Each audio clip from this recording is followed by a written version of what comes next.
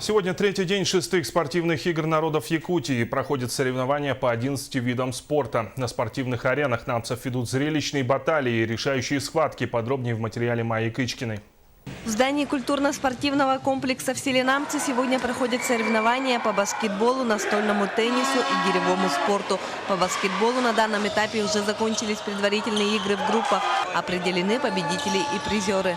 До 9 часов вечера идут четвертьфинальные матчи. Игра идет на выбывание. Фаворитами являются команды Якутска и Нерюнгри. В женской программе красивую игру показали также Якутск и Нерюнгри. Хорошая сегодня игра была. Мирные играли с хозяевами Намского улуса.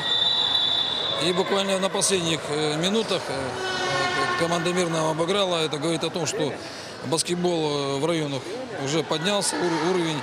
Появились хорошие команды, игроки.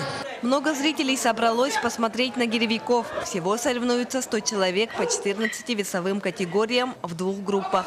Отметим, что новых рекордов ждут от Василия Винокурова и Иннокентия Акаемова. Максимальное количество Винокурова Василия. 2 гири поднимал за 10 минут 87 раз. Вот, Иннокентия Акаемова 85 раз. Ну вот такие у нас и результаты есть. За 10 минут спортсмены-мужчины должны поднять гири общим весом 32 килограмма. Максимальное количество раз. У женщин вес составляет 16 килограмм. Также здесь присутствовал главный тренер сборной России по гиревому спорту, который отметил неплохую подготовку и технику якутских силовиков.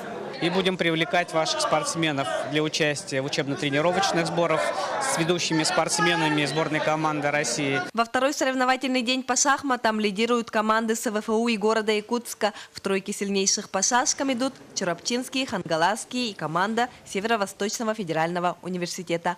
Майя Кычкина, Иннокентий Кривошапкин, НВК Саха, Намцы.